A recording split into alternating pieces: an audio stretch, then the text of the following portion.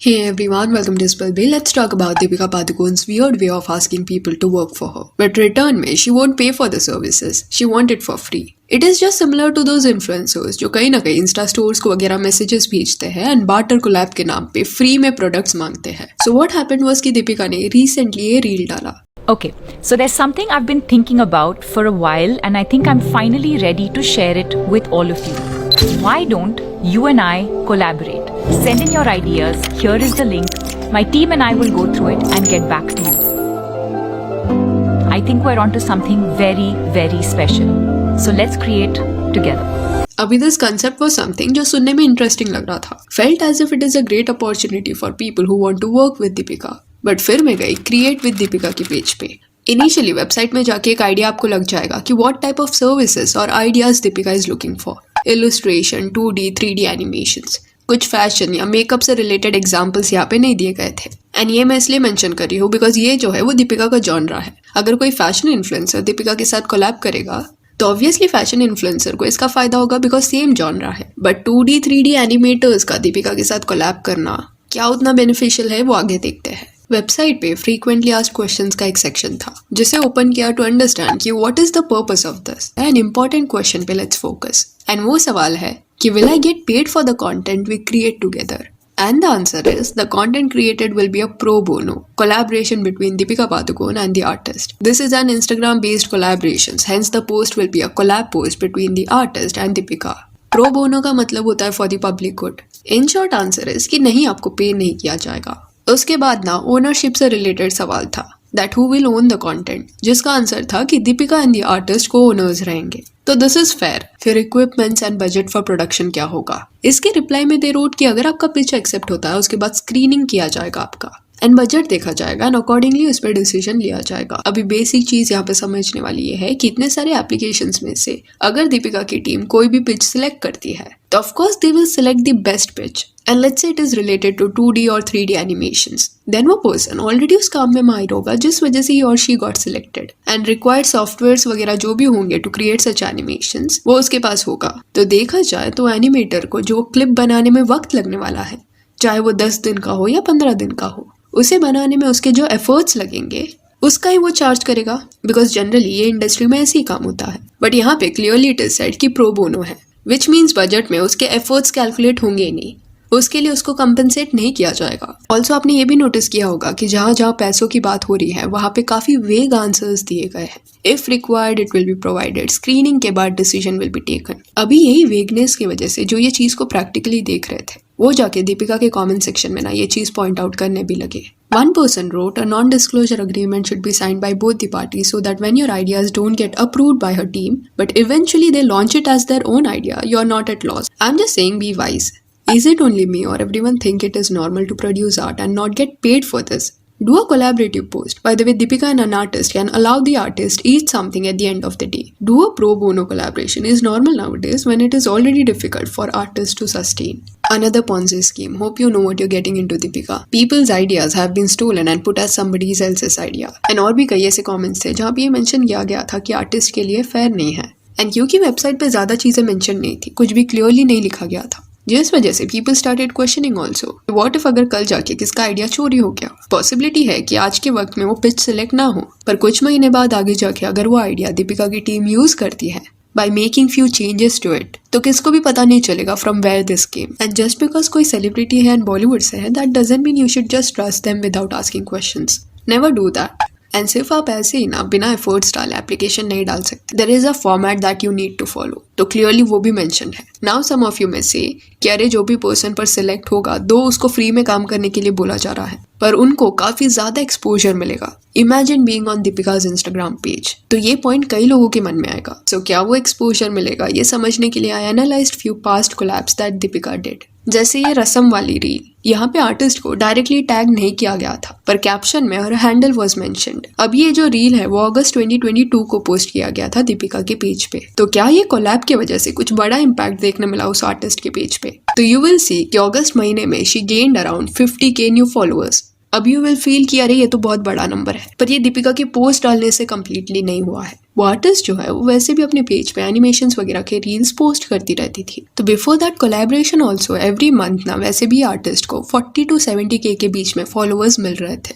She was growing and year 2022 के बारे में ही यहाँ पे बात हो रहा है। तो कहीं ना कहीं इससे कंक्लूजन बनाया जा सकता है कि खुद आर्टिस्ट ने अगस्त के महीने में जो रील वगैरह पोस्ट किया है एंड ऑर्गेनिकली वो जो वायरल गई है, इस वजह से she was getting attraction. And still let's say this कि to some extent she benefited from this collaboration.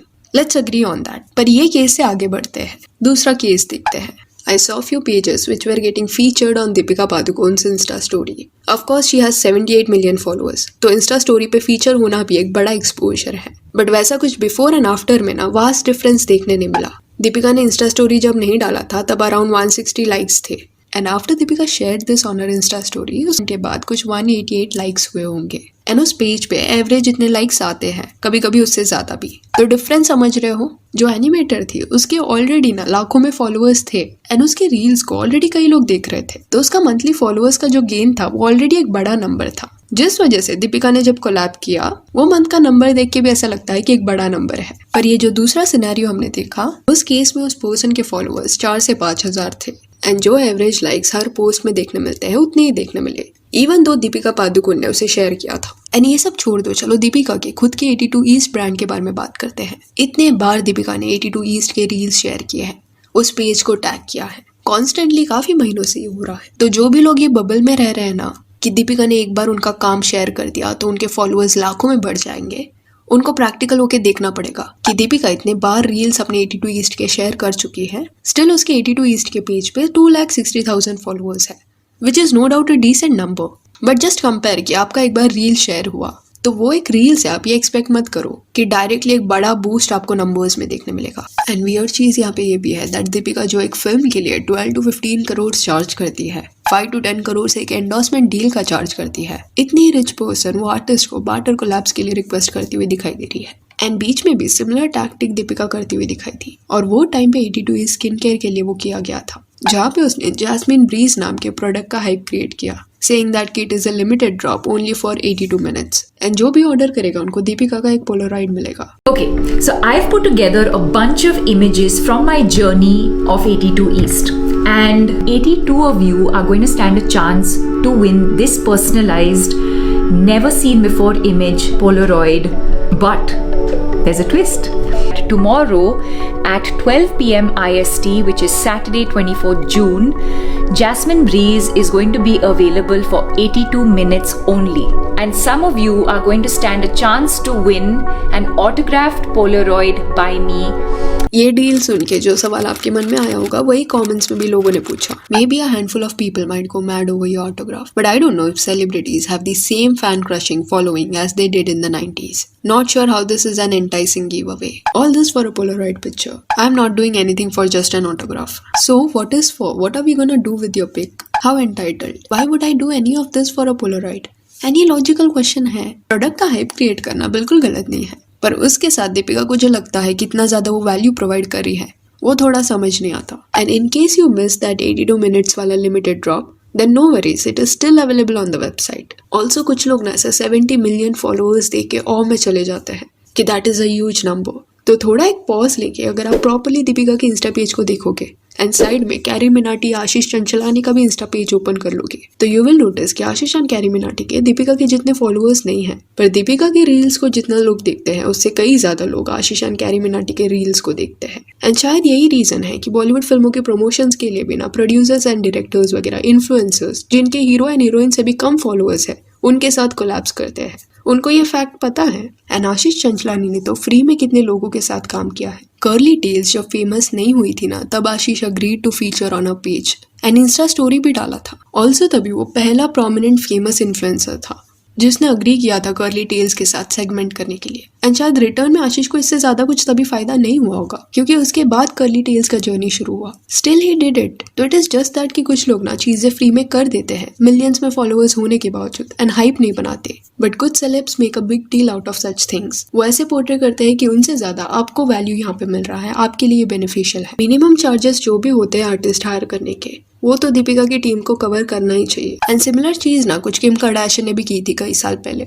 वो ना एक फर्म के पास गई थी जिसके पार्टनर्स के पास काफी अमेजिंग आइडियाज थे एंड उसी दौरान उसने ये बोला था कि वो इंटरेस्टेड है उनके विजन में इन्वेस्ट करने के लिए। And during that phase David नाम के पर्सन ने उसके पार्टनर्स के साथ ना एक आइडिया पिच किया था किम कार्दाशियन को। हिज आइडिया वाज कि इमोजी बनाते हैं, which was Kardashian based emojis.